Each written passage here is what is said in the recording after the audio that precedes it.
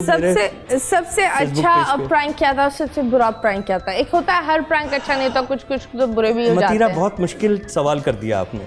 उसकी वजह यह है कि मैंने 9 साल पहले, 1.5 साल मैंने एनटीएम पे किया है, फिर एक दूसरे प्राइवेट चैनल पे मैंने छुप छुपाके के नाम से 9 साल किया है। ओके। उस 9 साल में तकरीबन आप समझ लें 550 600 के करीब। एक होता है ना कोई एक ऐसा वाकया जो दिमाग में रह जाता है, एक कुछ बहुत अच्छा हो या बुरा। 2-3 थी चीज़ें, उसमें से एक जो था, एक तो वो था अदनान सिद्दीकी को मैंने गेटअप करवाया, उसको यूनिफॉर्म पहनाया पुलिस कांस्टेबल का, ट्रैफिक कांस्टेबल का, और मैं दूर गाड़ी में कैमरे हमने लगा दिए और हेडफोन लगा के मैं बैठ गया। माइक उसके लगा हुआ है, हाइड हुआ हुआ है, छुपा हुआ है, ठीक है ना, और मैं सुन रहा हूँ। अब वो लोगों को रोक के बड़ी तफरी कर रहा है अदनान सिद्दीकी। इतनी देर में एक ओरिजिनल ट्रैफिक कांस्टेबल वहाँ से गुजरा, नॉट कांस्टेबल, वो इंस्पेक्टर था। ओके। पहले उसने यूँ देखा आगे, फिर वो घूम के वापस आया। उसने कहा यार यहाँ तो किसी की ड्यूटी होती नहीं है। वो उसी इलाके की चौकी का था। ओके। वो उतरा, उसने अदनान से पूछना शुरू किया और मैं सुन रहा हूँ कि तुम कौन हो, तुम्हें यहाँ किसने तैनात किया है तुम्हें।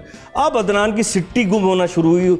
ये खुद भी जाली पुलिस वाला बना है और असली आ गया है सामने। ओके। और उसके बाद फिर मैंने क्या किया, मैं दूर गाड़ी में था ना, जब मैंने सुन भी रहा था, मैंने देखा अदनान घबरा रहा है, मैं और स्टीयरिंग के नीचे छुप के बैठ गया।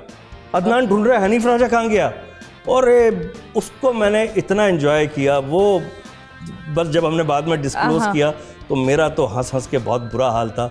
और एक और सेगमेंट था, वो मैंने खुद गेटअप किया था और मैं फ़कीर बना था। ओके। और उसकी इनफरादियत ये थी कि फ़कीर बन के मैं फ़कीरों से भीख मांग रहा था। ओके। वो कह रहे थे हम तो खुद फ़कीर हैं यार, तुम हमसे भीख मांग रहे हो। हाँ। तो ये बड़े मज़े के तो वो उन्होंने आपको मतलब कुछ दिया था या नहीं? नहीं, वो कह रहे थे हमारे पास रोटी रखी है, तुम भी खा लो। मैंने कहा इसके हाथ की रोटी खा के पता नहीं जिंदा बचूंगा नहीं बचूंगा। कॉमेडी एक होता है एकदम से आती है, ये बचपन से कर रहे हो या बड़े होकर कुछ और बनना होता है, लेकिन ज़्यादातर जो लोग इस इंडस्ट्री में आए वो गलती से आए, प्लान होकर नहीं। जो लोग प्लान होकर आते वो कभी भी इस इंडस्ट्री में रह नहीं पाते। Same to me. ओके, तो आप बताएं कैसे है? वो सवाल अच्छा है आपका कि कॉमेडी होती है, आती नहीं है। हाँ। ऐसा थोड़ी है पेट में दर्द हुआ, एक खास कमरे में गए कॉमेडी करके आ गए। ओके। ऐसा थोड़ी होता है। कॉमेडी तो अंदर मौजूद होती है। मेरे अंदर ये तमाम चीज़ें मौजूद थी। जो आप काम कर रही हैं ना मतीरा, ये आपके अंदर मौजूद था। ओके। आप ये मटेरियल थी, तो मेरे अंदर था। और मैं स्कूल में ड्रामे करता था। मैं क्लास 4 से मैंने स्क्रिप्ट लिखना शुरू कर दिया था स्कूल के ड्रामे में। मतलब बचपन से ही आपने मौजूद था, दिमाग रखा हुआ था। या पढ़ाई क्या करी? हाँ, मैं बता रहा हूँ। लेकिन कभी मैंने इंटेंशनली ये नहीं सोचा था कि मुझे इसको प्रोफेशन बनाना है। ओके। मैं असल में बनना चाहता था कमर्शियल डिज़ाइनर आर्टिस्ट। ओके। और मैं कराची स्कूल ऑफ आर्ट में पढ़ रहा था। और मैंने इमरान डाइजेस्टों में जो स्केचेस होते हैं ना, इमरान डाइजेस्ट में मैं स्केचेस बनाता था। 6 महीने मैंने जॉब की है। इन द मीन वाइल बस कुछ ऐसा हुआ कि लोगों ने कहा यार इसको तुम किया करो ना, शोज़ वगैरह में अपनी परफॉर्मेंस दिया करो। अच्छा, ये कॉन्फिडेंस भी था कि मैं 50,000 लोगों के सामने परफॉर्म कर सकता हूँ, क्योंकि स्कूल में करता रहा था। तो मेरे एक दोस्त थे तौफीक, और हैं माशाल्लाह, तो हम दोनों ने मिलके जोड़ी बनाई। उस वक्त 50-50 बहुत हिट था।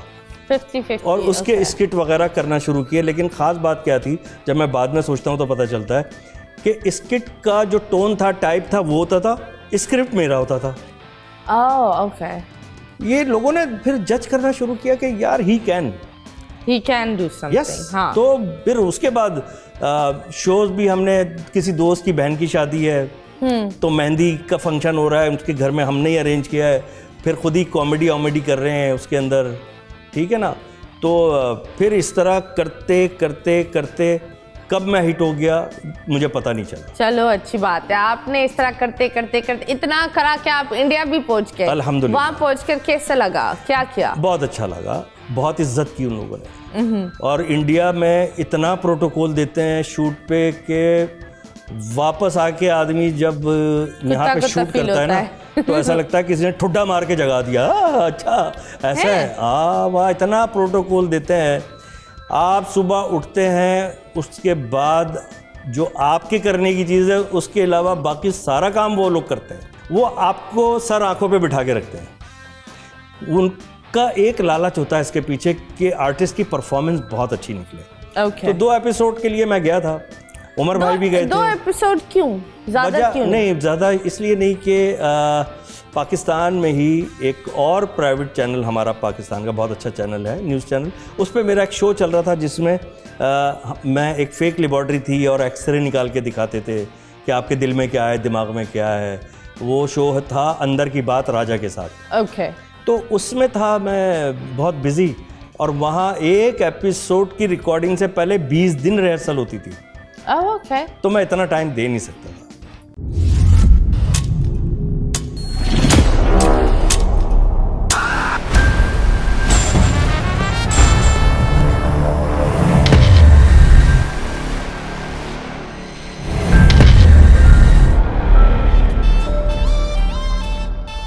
बोल एंटरटेनमेंट के शोज देखने के लिए हमारे चैनल को सब्सक्राइब करें और बेल आइकन पर क्लिक करना ना भूलें।